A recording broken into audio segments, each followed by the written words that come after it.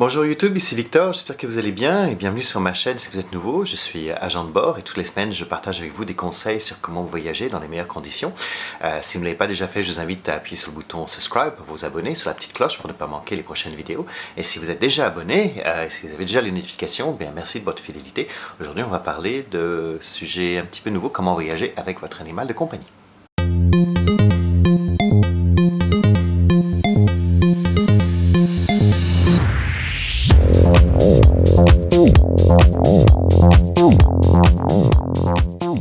Alors, voyager avec son animal, c'est quelque chose qui est très populaire en Amérique du Nord, surtout aux États-Unis. Ça l'est moins dans le reste du monde. Certains pays aussi ont des restrictions, tout comme la Nouvelle-Zélande, l'Australie, parce qu'il y a de la quarantaine. Donc, vous ne pouvez pas emmener votre animal comme ça, juste en vacances. Mais je vais partager avec vous 10 conseils sur comment faire ça du mieux possible pour réduire le stress de votre animal.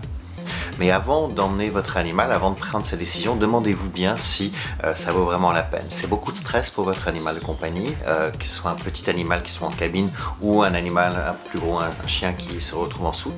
Ils vont être dans un environnement sur lequel ils n'ont pas l'habitude. S'ils sont en soute, ils sont loin de vous, ils ne vous voient pas. S'ils sont en cabine avec vous, ils sont sous le siège devant vous, donc il y a peu d'espace pour eux, il y a peu d'espace pour vos jambes. Donc considérez bien, est-ce que c'est vraiment essentiel? Est-ce que votre chien ou votre chat ne serait pas plus heureux chez grand-maman, chez votre cousine ou chez la voisine pendant quelques jours, ou tout simplement à la maison avec quelqu'un qui vient passer quelques heures tous les jours. Si vraiment vous ne pouvez pas vous en passer et que vous avez le droit d'emmener votre animal avec vous sur cette destination, sur cette compagnie, eh bien voici 10 conseils pour vous aider. Première chose, réservez le plus tôt possible. Il y a un nombre d'animaux qui est limité dans chaque cabine, donc plus vous réservez à l'avance, plus vous avez de chances de pouvoir avoir accès à ce type de vol.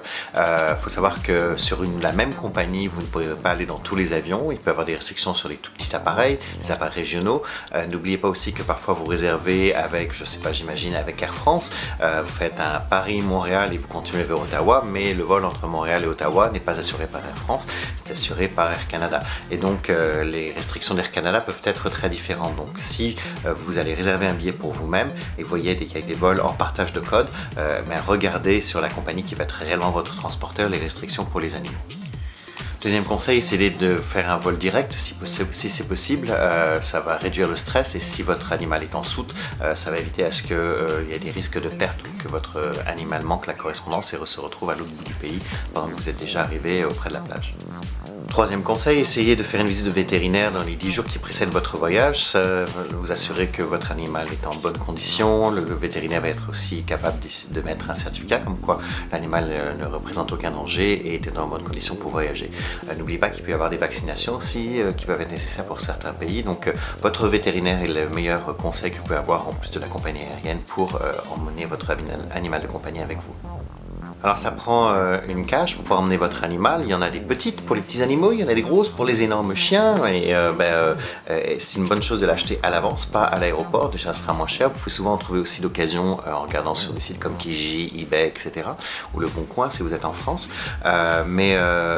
Essayez de commencer à habituer un petit peu votre animal à aller dans cette cage quelques jours avant, de manière à ce que ça ne soit pas une première de se retrouver à l'intérieur et ne pas aimer ça. Il va commencer à mettre son odeur, à s'habituer, mettez sa couverture habituelle, mettez des choses sur lesquelles il a sa propre odeur, certains jouets, donc ça sera un petit peu moins traumatisant lorsqu'il va se retrouver dans la cage. Il va déjà être dans un avion, mais au moins il sera dans un environnement direct qui lui est un petit peu plus connu. Alors on vous demande votre identité plusieurs fois quand vous prenez l'avion, ça peut être la même chose pour votre animal. Au cas où il serait égaré ou perdu, c'est important à ce qu'on puisse l'identifier facilement. Donc si votre animal a une microchip, c'est encore le meilleur moyen de savoir qui il est si jamais il y a un problème. Assurez-vous qu'il y a un collier avec votre contact. C'est une bonne chose aussi mettre dans la cage, de coller peut-être dans le top de la cage en haut aussi vos contacts.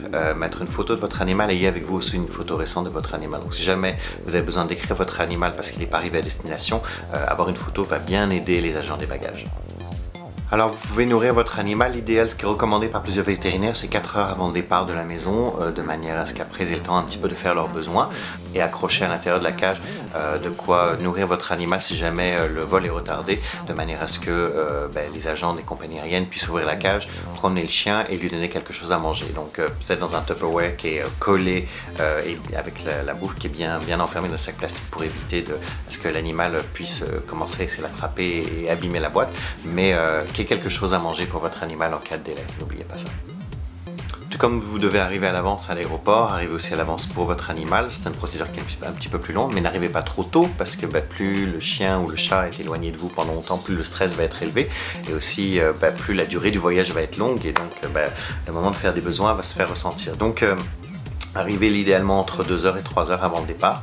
Il est le temps de faire une bonne promenade avec votre animal autour de l'aéroport et après lui avoir donné un gros câlin, vous pouvez le confier à la compagnie aérienne. N'oubliez pas d'avoir tous les certificats sanitaires, etc. pour qu'il puisse être enregistré et voyager dans les bonnes conditions.